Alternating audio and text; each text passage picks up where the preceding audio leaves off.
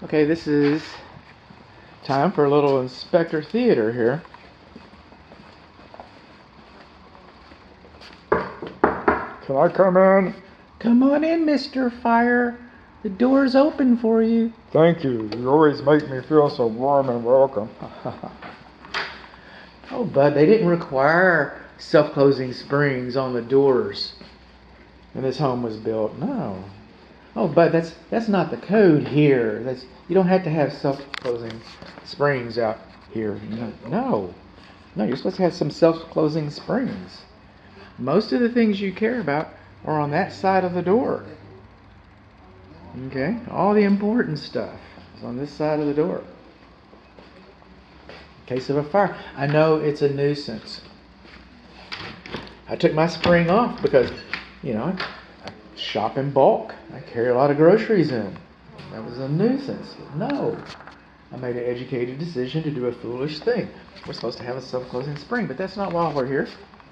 We're here for the garage car entry overhead door. We've got a wooden panel door over here, and this is the control switch. And this is an interesting control switch because it closes from anywhere. This switch is required to be on this side of the wall within sight of that door, so you can operate the door and see the line of sight and make sure that nobody gets injured. Now, having said that, you can take this app and go to the Department of Motor Vehicles. You can go to Kroger. You can go wherever you want. You can go skiing. In Colorado, go wherever you want. And you can open and close the door without actually seeing it. So we might want to think in terms of precautions. We might want to think in terms of being cautious. And the reason being is we don't want to squash a cat, we don't want to squash a dog, we don't want to squash a kid, we don't want to squash things. Let's just come over here. You'll see that the door is about half open. That's because I've done the emergency release. I've done the emergency release, and this tells us that our door is properly balanced. Alright. So that's the emergency release, and we got that. Our courtesy light is working. We noticed that too. So let's trudge on across here. This switch is closer to the floor than 5 feet. Excuse me. So it needs to be higher to keep little hands from getting to it. And then, what? You got insulated staples? Are you serious? You got insulated staples? You had insulated staples at the front, but over here, these are uninsulated staples. And these can chew up the wires. Okay, cause a short, cause it not to work, that kind of thing. The optic sensors are not supposed to be farther from the garage floor or from the driveway floor. They're not supposed to be higher than 6 inches.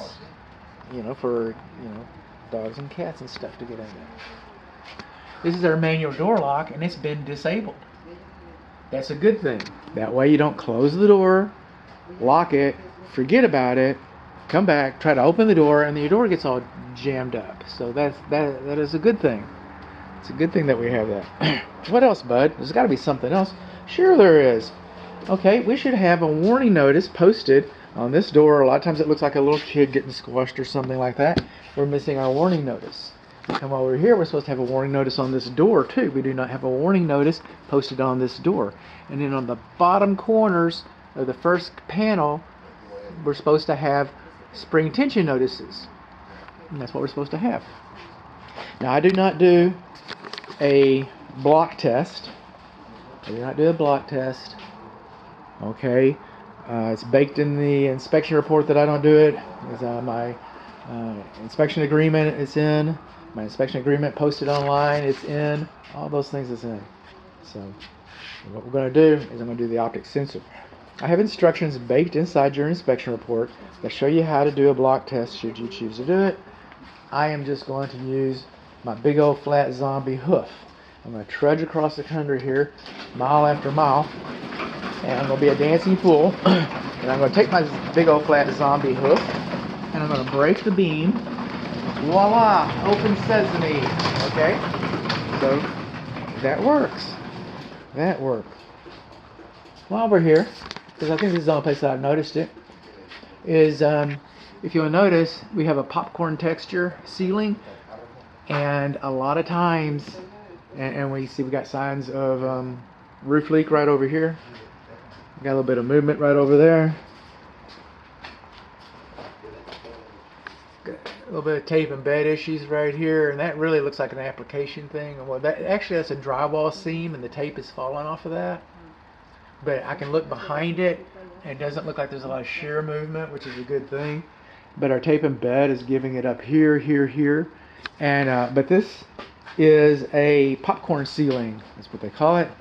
And I don't know what's in it, but historically, there's been asbestos known to be in this.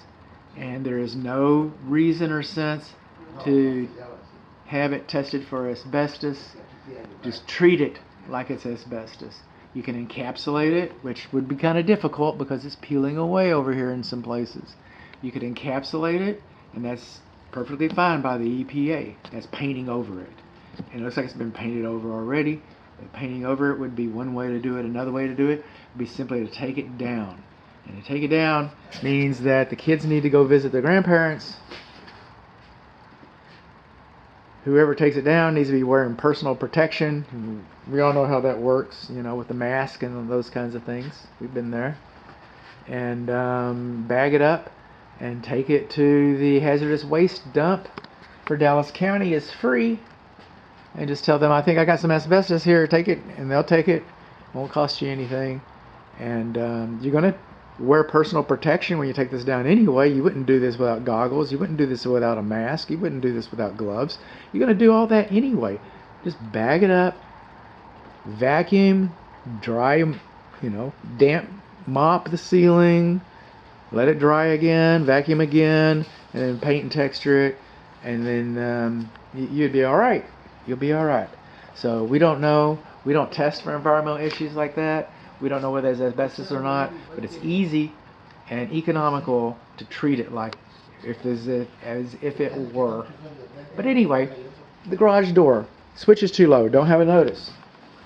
Garage door don't have a notice. Do not have some retention notices. Arctic sensors are too high. Don't have staples on the wires. Oh, and then when this house is built, this is a safety issue, but this ceiling is not GFCI protected.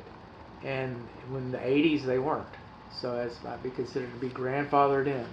But if this home was built this morning, like it wasn't, and it would have to be required to have GFCI on the ceiling. So